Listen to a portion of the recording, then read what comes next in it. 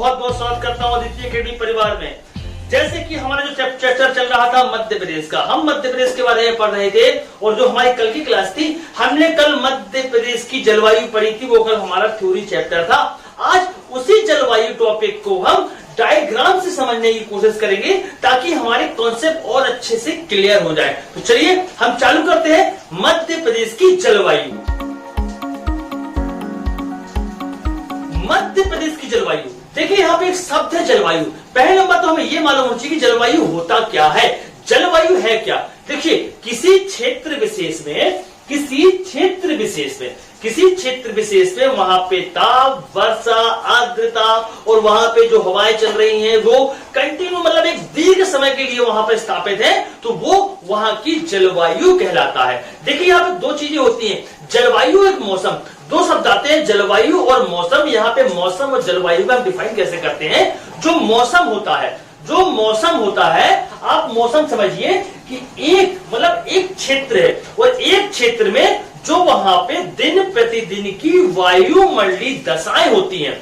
मतलब एक क्षेत्र है और वहां की जो दिन प्रतिदिन की वायुमंडलीय दशाएं होती है वो वहां का मौसम होता है। लेकिन उसी क्षेत्र में जो दिन प्रतिदिन की घटनाएं हो रही हैं वो कंटिन्यू तक दीर्घकालीन मतलब लंबे समय तक वो चल रही है, तो वो उस जगह की जलवायु कहलाता है। ठीक है, हमें बात करनी है मध्य प्रदेश की जलवायु के बारे में। हम मध्य प्रदेश की जलवायु के बारे में आपको बता दें कि मध्य प्रदेश की जलवायु है उष्ण कटिबंधीय मानसूनी जलवायु हम बोलते हैं। हमारे मध्य प्रदेश की जलवायु उष्ण कटिबंधीय मानसूनी जलवायु होती है। अब यहाँ पे देखिए उष्ण कटिबंधीय और मानसूनी जलवायु क्या होती है। मैंने आपको इससे पहले की वीडियो में भी इसके बारे में मैंने आपको विस्तृत तरीके से बताया हुआ है कि उष्ण कटिबंधीय क्षेत्र किसे कहते हैं। फिर भी मैं आपको एक बार फिर से डिस्कस कर देता हूँ कि जो हमारी पृथ्वी है, पृथ्वी के बीच सेंटर से पृथ्वी के बीच से यहाँ पर 0 डिग्री अक्षांश रेखा है, उसे हम भूमध्य रेखा बोलते हैं। 0 से ऊपर आप जाएंगे तो ऊपर मतलब उत्तरी गोलार्ध में जाएंगे तो उत्तरी गोलार्ध में 23.5 डिग्री पर जो अक्षांश रेखा खींची है उत्तरी गोलार्ध में, उसे हम कर्क रेखा बोलते हैं। और दक्षिणी गोलार्ध में 23.5 डिग्री पर जो अक्षांश रेखा खींची हुई है उसे हम मकर रेखा बोलते हैं। अब आती है उष्ण कटिबंधीय की बात। जो अभी अक्षांश रेखा देख रहे हैं, जो 0 डिग्री अक्षांश रेखा, 0 के ऊपर आओगे तो 1 डिग्री, 2 डिग्री, 3, 4, 5 करते करते आप ऊपर तक पहुंचोगे, मतलब उत्तरी गोलार्ध के पूरे ऊपर तक पहुंचते हो तो टोटल 90 हमको मिलती है। और ऐसे दक्षिण में आएंगे तो हमको 90 मिलती है, मतलब 90 ऊपर 90 नीचे। 90 ऊपर अक्षांश रेखा है उत्तरी गोलार्ध में, 90 दक्षिणी गोलार्ध में, मतलब 180 हो गई। और प्लस बीच की भूमध्य रेखा को अगर हम मिला लेते हैं, वो भी अक्षांश रेखा में है, तो उन रेखाओं को हम पूरी रेखा को गिनते हैं तो 181 अक्षांश रेखाएं होती हैं। लेकिन यहाँ पर हम भूमध्य रेखा को छोड़ दें तो कितनी हो जाएंगी? यहाँ अगर हम भूमध्य रेखा को छोड़ देते हैं तो 180 अक्षांश रेखाएं होती हैं। ठीक है, अब बात आती है यहाँ पे उष्ण कटिबंधीय की, है ना। पहले नंबर हम जानते हैं कटिबंधीय किसे बोलते हैं। जो आप यहाँ पे देख रहे हो अक्षांश रेखाएं, जो 0 से 1 डिग्री, 1 से 2 डिग्री, 2 से 3, 3 से 4, 4 से 5, मतलब एक अक्षांश और दूसरी अक्षांश, एक अक्षांश रेखा और दूसरी अक्षांश रेखा के बीच की जगह को कटिबंधीय कहा जाता है। इंग्लिश में से हम जोन कहते हैं, इसे हम जोन कहते हैं, जोन क्षेत्र बोलते हैं या फिर कटिबंधीय क्षेत्र बोलते हैं। मतलब एक अक्षांश से दूसरे अक्षांश के बीच को हम जोन क्षेत्र बोलते हैं। अच्छा, जो 23.5 डिग्री उत्तरी अक्षांश और 23.5 डिग्री दक्षिणी अक्षांश है ना, ये वाली जो रेखा देखिए 23.5 डिग्री पे जो रेखा खींची है इसे हम बोलते हैं कर्क रेखा। नीचे वाले 23.5 डिग्री को हम बोलते हैं मकर रेखा। इस 23.5 डिग्री पे क्यों बोलते हैं? देखिए जो हमारी पृथ्वी है ये सूर्य की परिक्रमा करती है, सूर्य के परिक्रमा करती है हमारी पृथ्वी। ठीक है, अब और पृथ्वी देखो परिक्रमा करती है और पृथ्वी खुद अपने ही अक्ष पे भी घूमती है। मतलब यहाँ पे पृथ्वी दो तरीके से गति कर रही है, एक परिक्रमण गति कर रही है और एक घूर्णन। घूर्णन का मतलब होता है जब अपने ही जगह पर वो घूमे, अपने ही जगह पर वो घूम रही है तो वो घूर्णन होती है। लेकिन जब वो सूर्य के परिक्रमा करती है तो परिक्रमण होती है। अब जो हमारी पृथ्वी है 23.5 डिग्री अपने अक्ष से झुकी हुई है। मतलब कहने का ये जो पृथ्वी देख रहे हैं, ये आप पृथ्वी देख रहे हैं, पृथ्वी अभी सीधी है। ठीक है, मैंने बोला 23.5 डिग्री अपने अक्ष पे झुकी है। 23.5 डिग्री मतलब 23.5 डिग्री है, इसको मैंने झुकाया, ये झुकी तो 23.5 डिग्री अपने अक्ष पे झुक गई।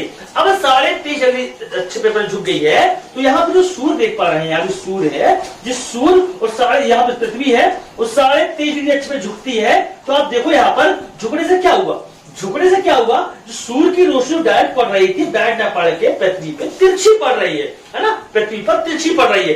अब यहाँ एक कर्क रेखा और मकर रेखा की मैं आपको कहानी बताया और बात बता दें आपको। यहाँ पे जो सूर्य की रोशनी जो पड़ रही है, मतलब डायरेक्ट रोशनी अगर बोला जाए तो डायरेक्ट रोशनी मतलब लंबवत सीधा पड़ना, सीधा पड़ना मतलब लंबवत 23.5 डिग्री उत्तरी अक्षांश और लंबवत 23.5 डिग्री दक्षिणी अक्षांश वही पड़ पाती है। उसके नीचे जितने भी अक्षांश रेखा होती है, मतलब दक्षिण में आप जाओगे, दक्षिण पृथ्वी के जो दक्षिणी गोलार्ध में जाओगे, दक्षिणी गोलार्ध में जाओगे तो जो मकर रेखा है, मकर रेखा का 23.5 डिग्री के बाद जो भी रेखा आएगी उस पे सूर्य लंबवत मतलब सीधी रोशनी नहीं मारेगा, उस पर तिरछी रोशनी मारेगा। ठीक है, यहाँ पे आपको सिर्फ यही समझना है। और ऐसे ही ऊपर उत्तरी गोलार्ध में जाओगे तो 23.5 डिग्री पे सूर्य, वहां पर उसकी रोशनी लंबवत पड़ेगी, उसके ऊपर नहीं पड़ेगी। क्यों? क्योंकि सूर्य की रोशनी इसके ऊपर लंबवत नहीं पड़ती है। लंबवत लास्ट स्टेज कहां पड़ती है?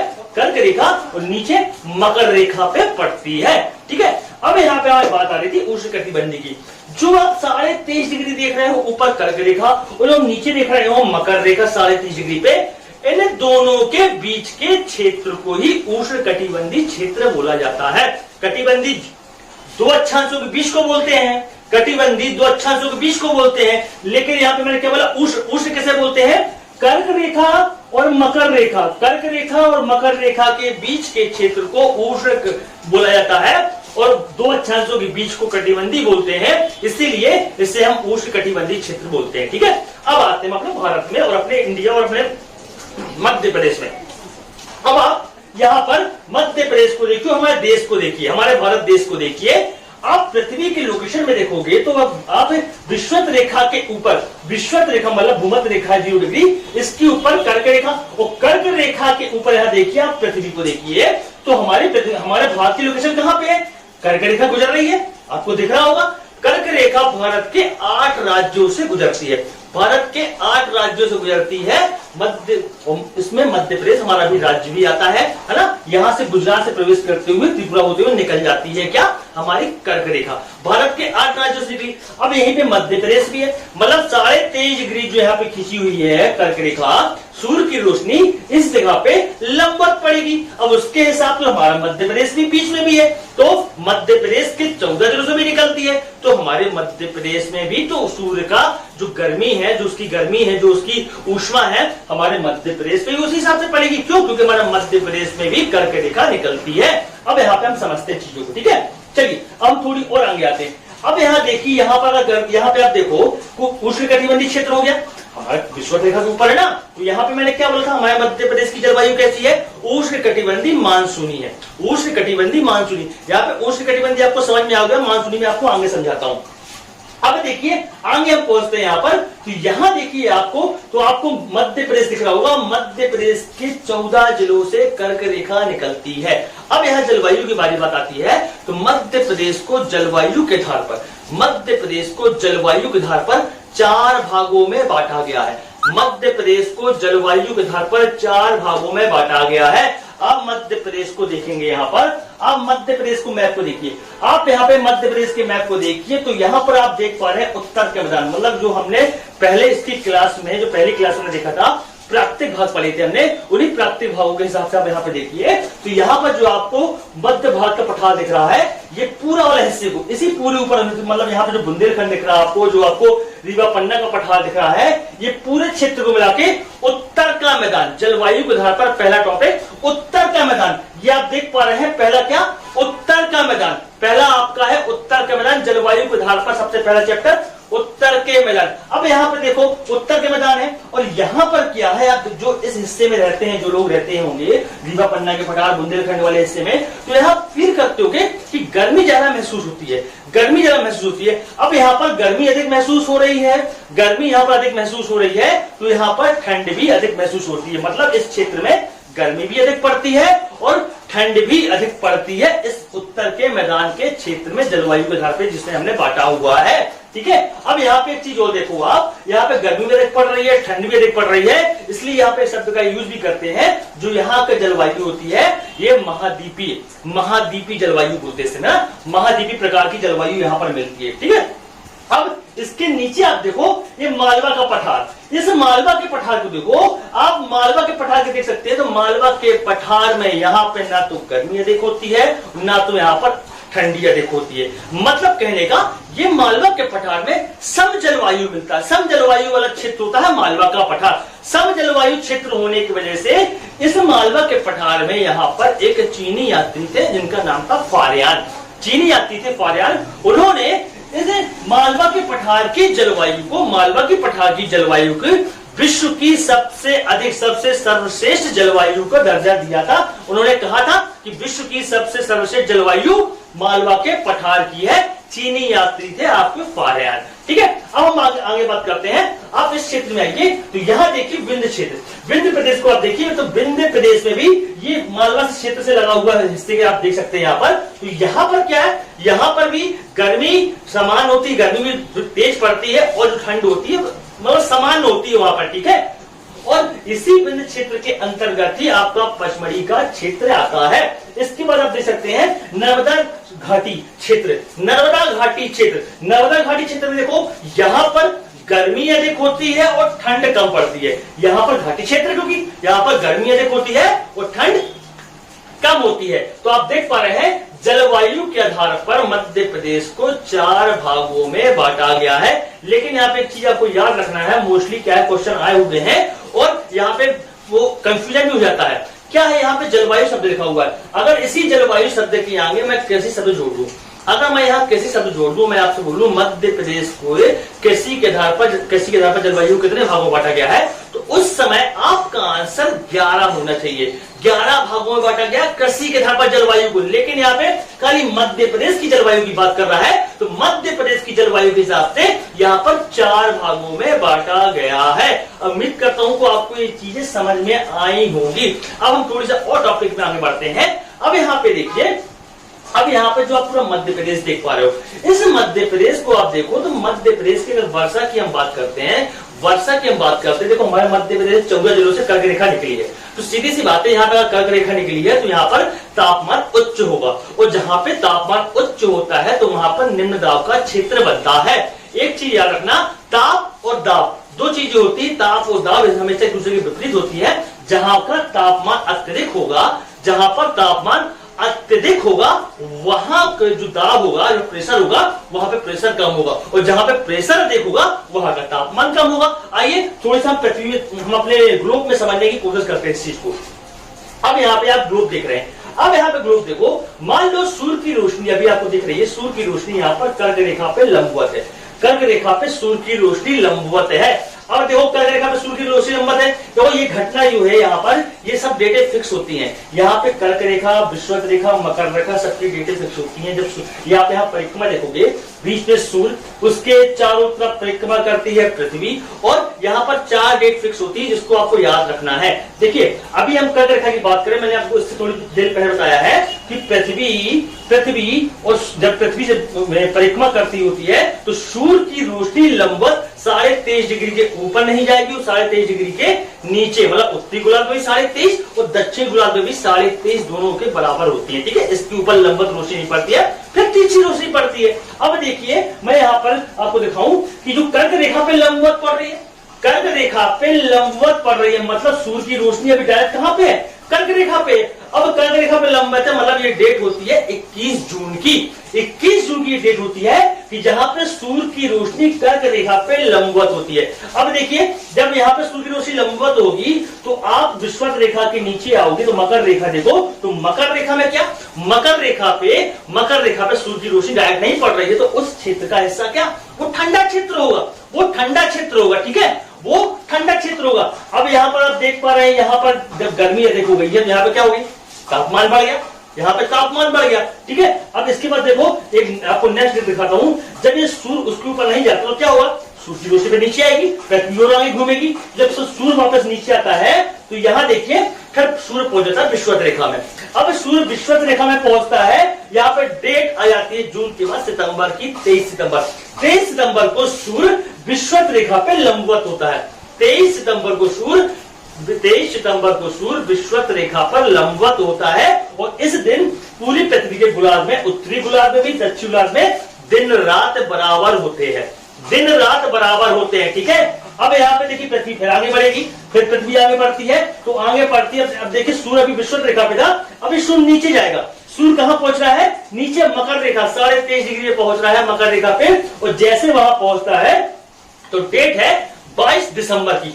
22 दिसंबर को सूर्य की रोशनी कहां पड़ रही है? अभी लंबवत, अब मकर रेखा में पड़ रही है। तो देखिए यहां पर गर्मी बढ़ गई। 22 दिसंबर को गर्मी कहां बढ़ गई? आपके मकर रेखा में बढ़ गई। और ऊपर के हिस्से को आप देखो, वहां पे सूर्य की रोशनी तो है नहीं, वहां पे मकर रेखा पे, सॉरी कर्क रेखा पे, जो कि 21 जून को वहां गर्मी पड़ रही थी, अब वहां से सूर्य कहां आ गया है? मकर रेखा पे आ गया है। जब मकर रेखा पे आ गया है तो यहाँ पे क्षेत्र क्या हो गया? यहाँ पे तापमान कम हो गया। तापमान कहां बढ़ गया? यहां बढ़ गया। अब इसी को समझना है, आप बहुत अच्छे समझिएगा इस चीज को। फिर क्या होगा? दिसंबर के बाद फिर पृथ्वी आगे बढ़ेगी, फिर आगे घटनाएं होंगी, या फिर अब क्या होगा? सूर्य इससे तो नीचे जाएगा नहीं। अब क्या होगा? सूर्य फिर वापस चलेगा। अब फिर वापस पहुंचता है तो फिर विषुवत रेखा पे पहुंचता है। और विषुवत रेखा में पहुंचने के बाद 21 मार्च को, है ना, 21 मार्च को जब यहाँ सूर्य फिर से विषुवत रेखा पे पहुंच जाता है तो अब फिर देखो यहाँ पर फिर विषुवत रेखा पे आ गया तो दिन रात बराबर हो गए, दिन रात बराबर हो गए। फिर क्या होगा मार्च के बाद? मार्च में फिर सूर्य ऊपर जाएगा, फिर कहां पहुंचेगा वो? फिर 21 जून को पहुंचेगा। 21 जून पर फिर वापस सितंबर, फिर दिसंबर, ये घटनाएं चलती रहेंगी। अब यहां समझना आपको ये है कि जब सूर्य मकर रेखा पे लंबवत है तो भैया कहां का हिस्सा गर्म होगा? दक्षिणी गोलार्ध का हिस्सा गर्म होगा। ठंड कहां होगी? उत्तरी गोलार्ध में ठंड होगी। सीधी सी बात है। अब सूर्य यहां पर आपका उत्तरी गोलार्ध में, मतलब मकर रेखा पे है, तो ठंड कहां होगी? आपको दिख रहा है मकर रेखा में ठंड होगी। गर्मी कहां होगी? आपकी कर्क रेखा में होगी। अब यहां समझिए, मैंने आपसे थोड़ी देर पहले बताया ताप और दाब के बारे में। जहां पे तापमान अधिक होता है वहां का दाब कम होता है, और जहां का दाब अधिक होता है वहां पर तापमान कम होता है।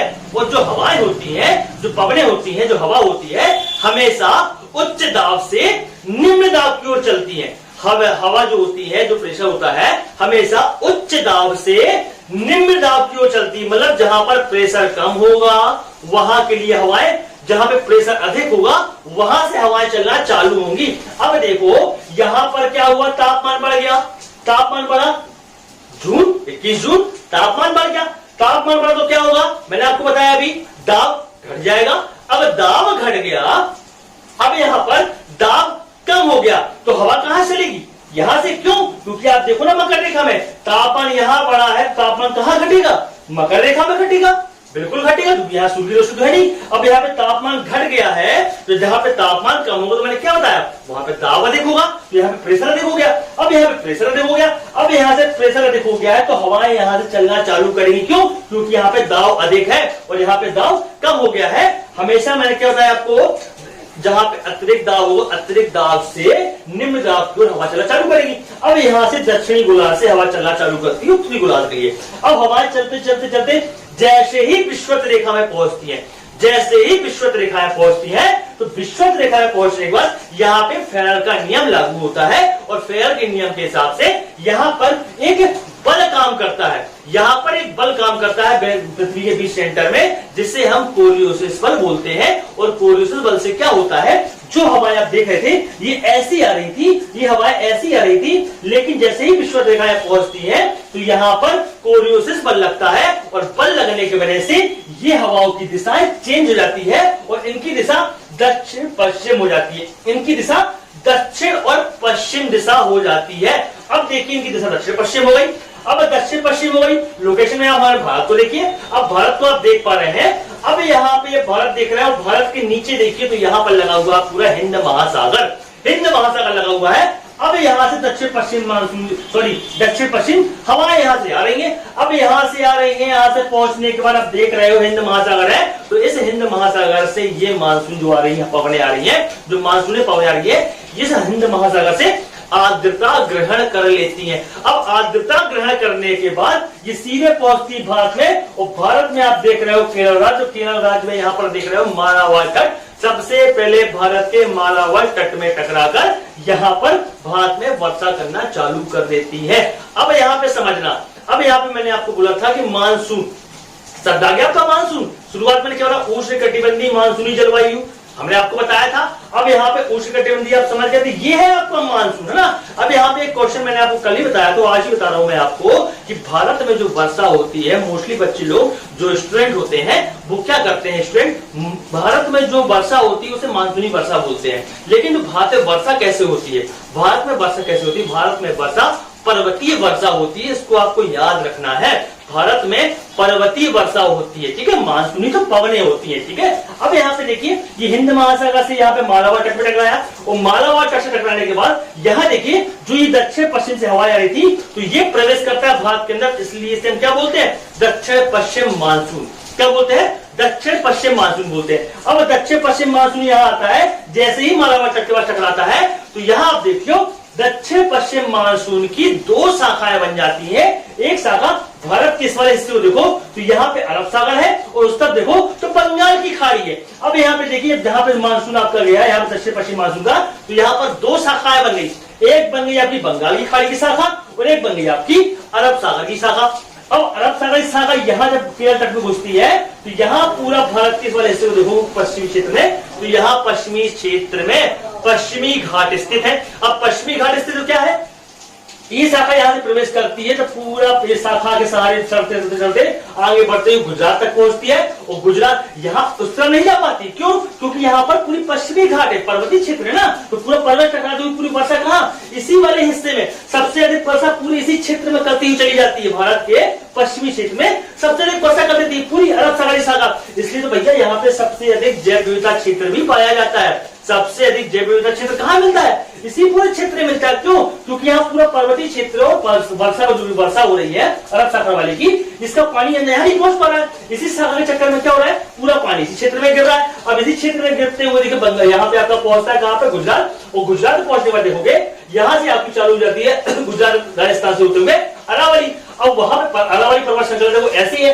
तो यहाँ से जो शाखा आती है ये मध्य प्रदेश के पश्चिम में प्रवेश करती है, और मध्य प्रदेश के पश्चिम में आप देख सकते हो, हमने पिछले वीडियो में आपको बताया था, मध्य प्रदेश का पश्चिमी क्षेत्र मालवा का पठार स्थित है। मध्य प्रदेश के पश्चिम में क्या है, मालवा का पठार स्थित है। अब यहाँ पे अरब सागर की शाखा घुस रही है, तो आप यहाँ देख के बता सकते हो कि मध्य प्रदेश के मालवा के पठार में वर्षा किस शाखा से होती है, तो शाखा आपकी अरब सागर की शाखा से मध्य प्रदेश के मालवा के पठार में वर्षा होती है।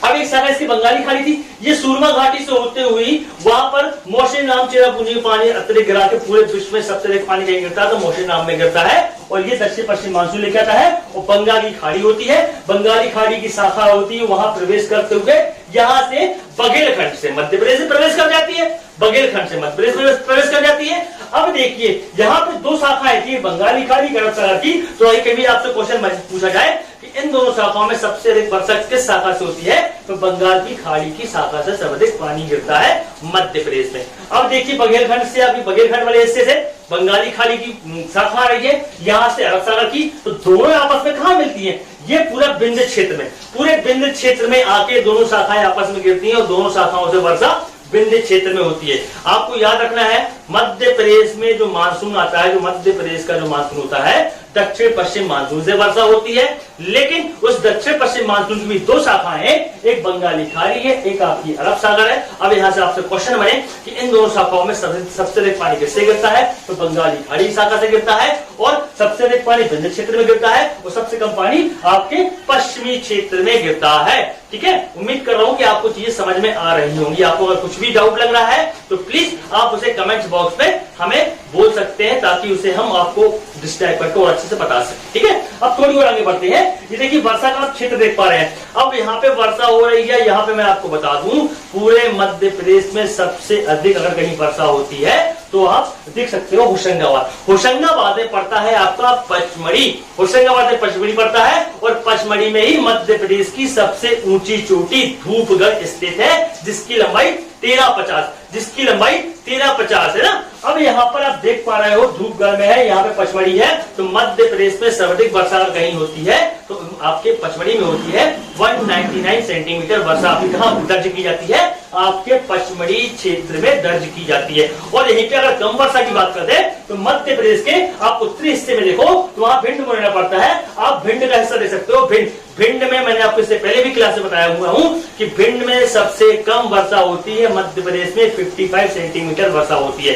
ठीक है, अब यहाँ पर पूरे वर्षा की बात करें, ओवरऑल पूरी वर्षा की बात करो तो मध्य प्रदेश में मतलब औसत वर्षा का अगर एवरेज निकाला जाए कि मध्य प्रदेश में एवरेज वर्षा कितनी होती है, औसतम वर्षा कितनी होती है, तो 112 सेंटीमीटर वर्षा होती है मध्य प्रदेश में एवरेज वर्षा का अगर एवरेज निकाला जाए। और यहाँ पर मध्य प्रदेश की अगर पश्चिमी क्षेत्र और पूर्वी क्षेत्र की बात करें तो यहाँ पर कहीं क्वेश्चन बन जाए आपसे कि मध्य प्रदेश के पूर्वी क्षेत्र की औसतम वर्षा कितनी होती है, 5 सेंटीमीटर औसतम वर्षा होती है। मध्य प्रदेश के पूर्वी क्षेत्र में औसतम वर्षा कितनी होती है, तो 140 सेंटीमीटर औसतम वर्षा कहां होती है, आपके यहाँ पे पूर्वी क्षेत्र में होती है। अब हम थोड़ी सी आगे बात करेंगे, अब हम थोड़ी सा आगे यहाँ पे देखते हैं। जो हमारा पूरा मध्य प्रदेश आप देख पा रहे हैं, जो आप हमारा पूरा मध्य प्रदेश देख पा रहे हैं, इस पूरे मध्य प्रदेश का अगर यहाँ पर हम यहाँ पे देखेंगे तो वर्षा जो हमारे सबसे कम मालवा के क्षेत्र में हो रही है, सबसे अधिक बुंदेलखंड वाले क्षेत्र में हो रही है ना, मतलब ओवरऑल वर्षा हमारे यहाँ होती है। अब यहाँ पे क्वेश्चन बन जाता है कि मध्य प्रदेश में जल विभाजन कौन सी रेखा करती है, तो मध्य प्रदेश में जल विभाजन 75 सेंटीमीटर वर्षा की जो एवरेज होता है वो जल विभाजन करती है। ठीक है, तो उम्मीद करता हूं कि आपको चीजें समझ में आ रही होंगी। अगर आपको कुछ भी प्रॉब्लम्स आ रही हैं और आपको कुछ अगर डाउट है तो आप हमें कमेंट सेक्शन में बोल सकते हैं, हमें आप बता सकते हैं। और हमारी किए गए प्रयासों में अगर आपको कुछ भी कमी लगती है तो प्लीज आप उसे हमें बताएं ताकि उन कमियों को हम दूर कर सके और अच्छे से इसको बनाने की और अच्छे से कोशिश करेंगे। प्लीज हम लोग सपोर्ट करें, हमारे चैनल को ज्यादा से ज्यादा लाइक करें, सब्सक्राइब करें। मैं महेंद्र सिंह आपका एक बार फिर से बहुत बहुत स्वागत करता हूं। आपका बहुत बहुत स्वागत है। जय हिंद, जय भारत, वंदे मातरम।